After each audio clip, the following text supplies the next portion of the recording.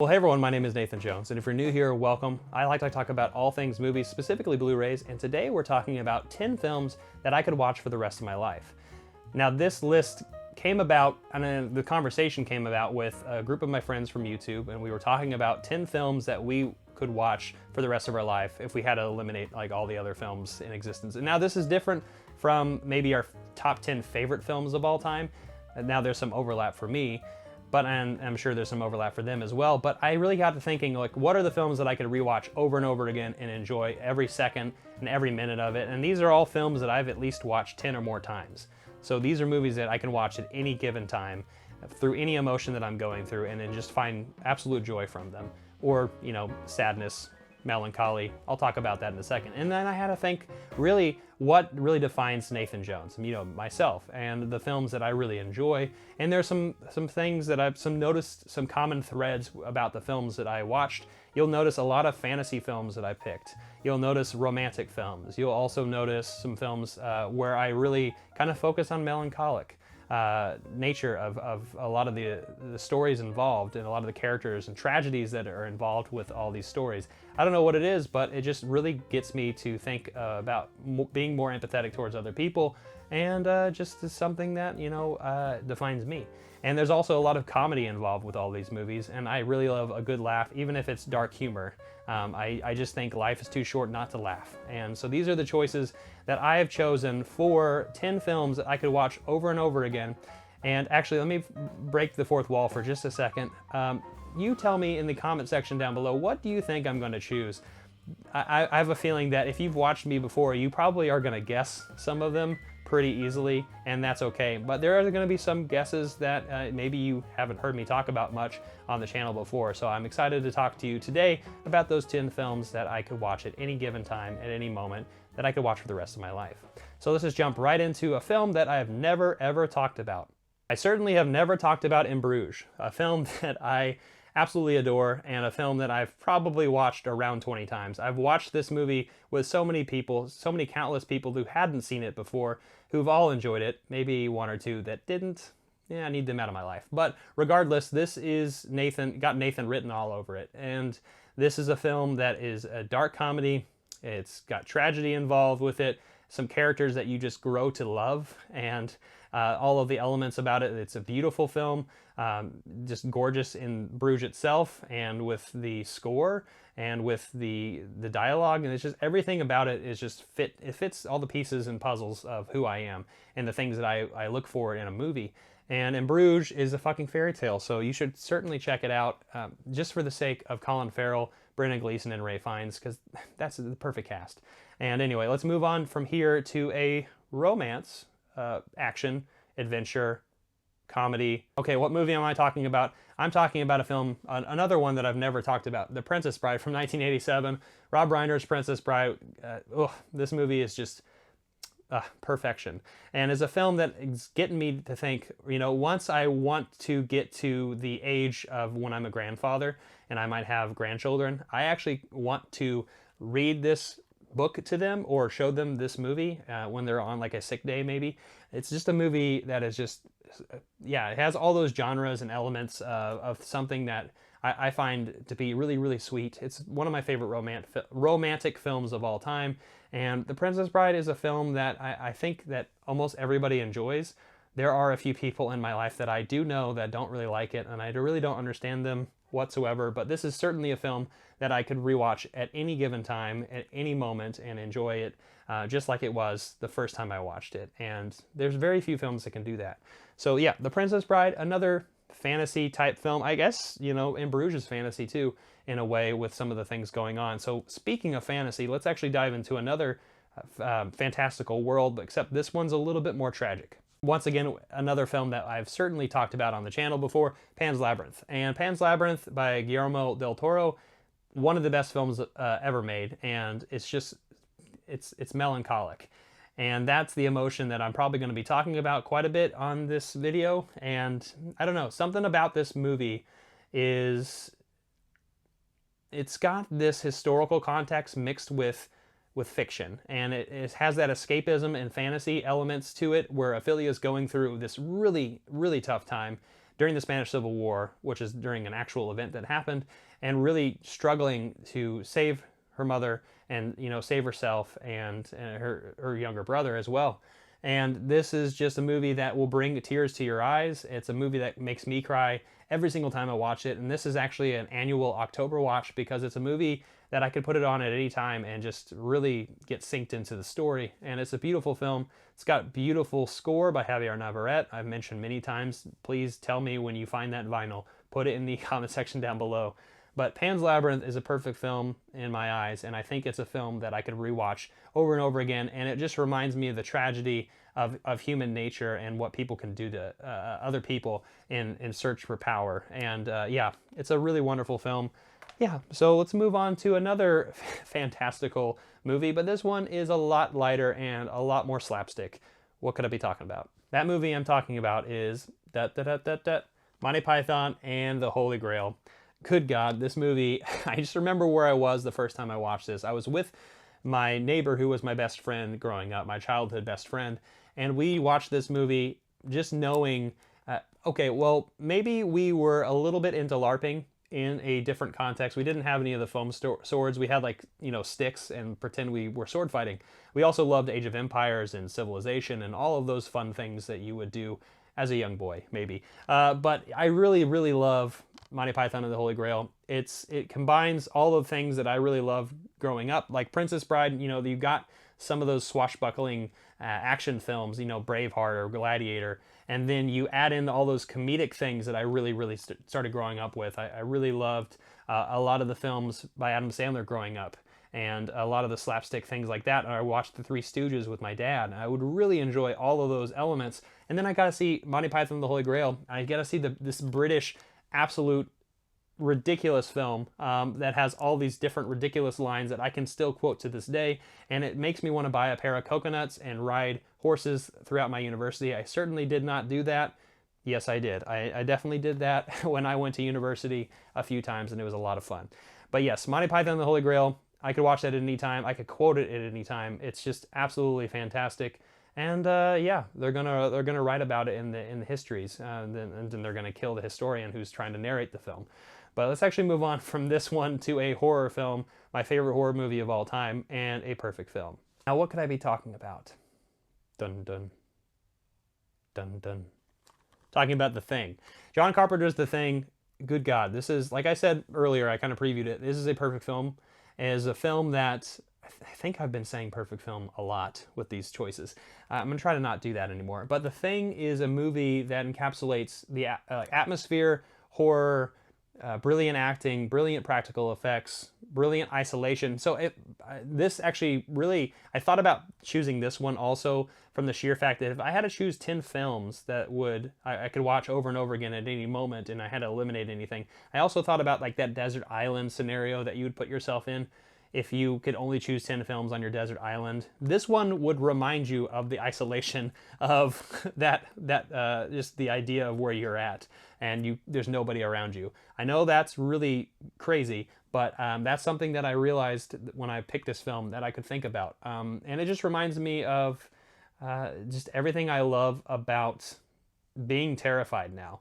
I definitely did not like scary movies growing up, and this is certainly a film that has definitely gotten me over that hump, and it's something I could watch over and over again at any given moment, and I just absolutely love it, and I need to get the freaking Arrow version of this as much as I love the Scream Factory version. But yeah, that's my favorite horror movie of all time, and let's actually move on from here to a film that you might not expect me to choose for a film I would watch over and over again. All right, so the next film I'm choosing is actually by a brother duo, that is pretty famous. They're Joel and Ethan Coen.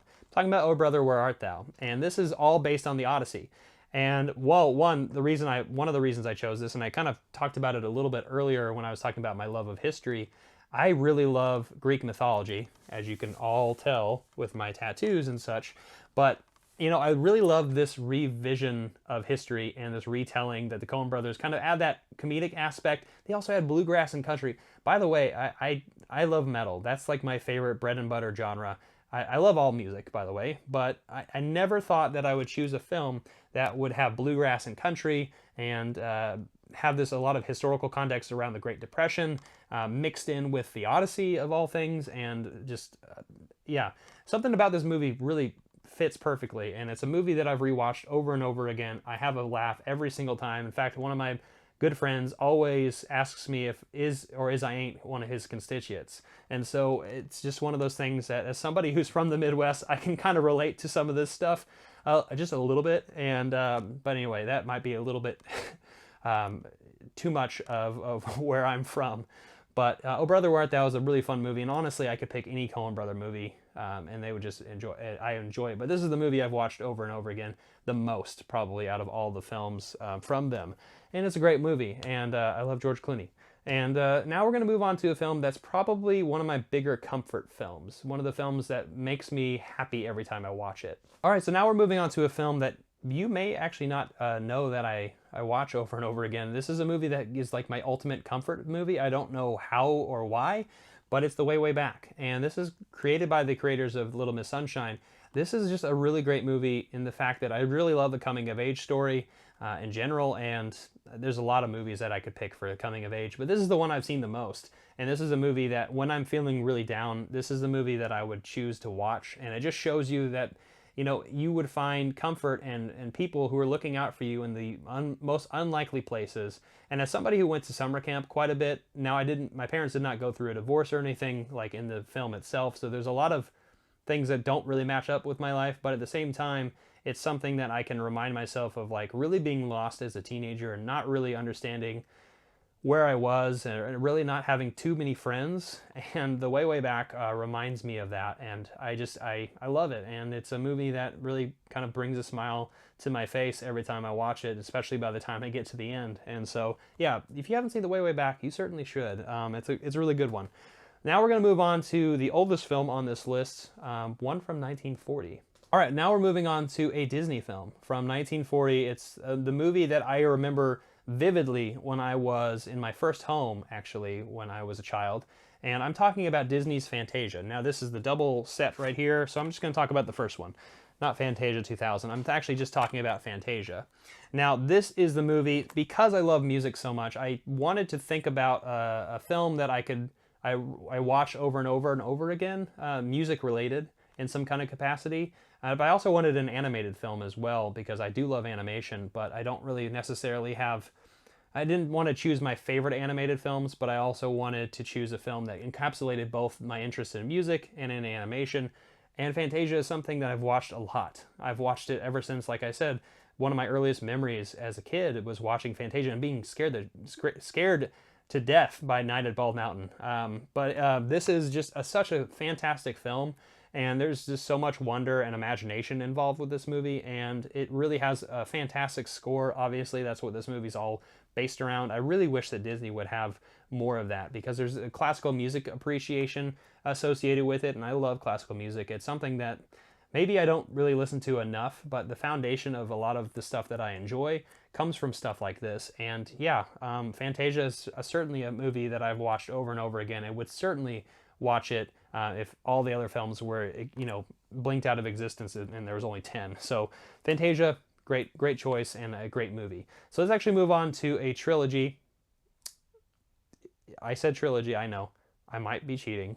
All right, so the trilogy is the Before trilogy. Now I will not cheat. I will choose one film in this box set, okay? As much as I want the whole entire thing, I will have to choose the second film in the series, Before Sunset.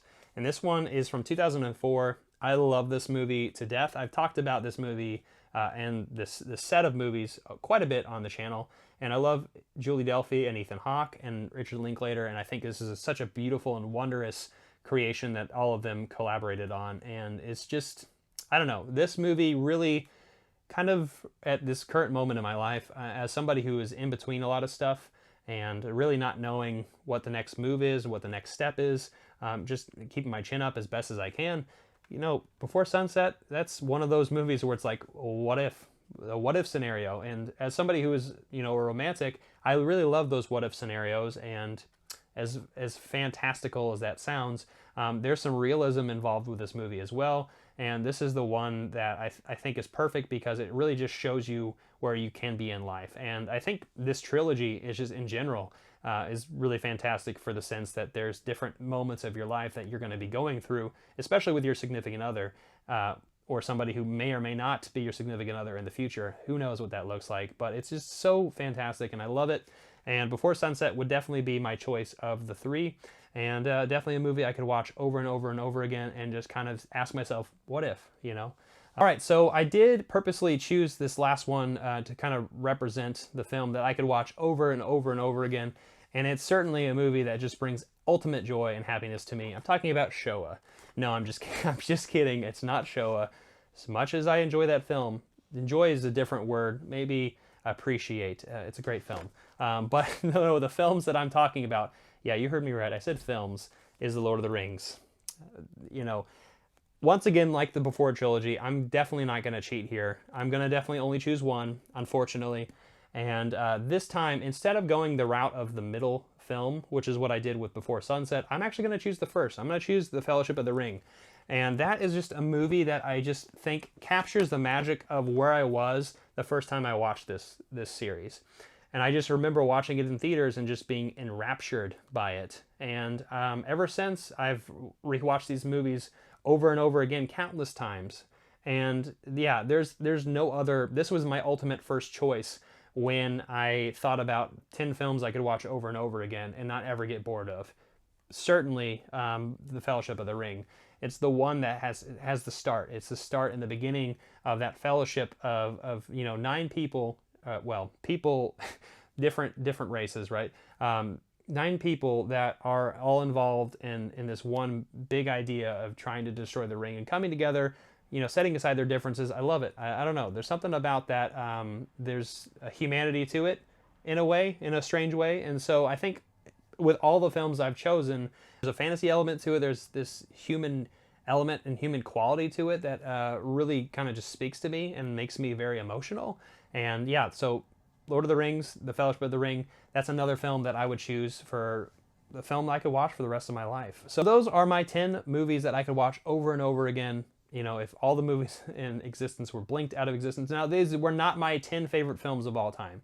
I will say this. You know, something like The Way Back, I love the movie, don't get me wrong, but it's not a movie that's like my favorite film in this top 10. Like, I like Rashomon more, but I've seen Rashomon less, and it's not something I could put on all the time. These are movies I could put on at any moment, at any time, and enjoy it. So, what about you? What are your picks? I want to know in the comment section down below. Thank you so much for watching this video. Give it a like, comment down below, share, hit the notification bell, and I'll see you next time. I'm not jonesing around.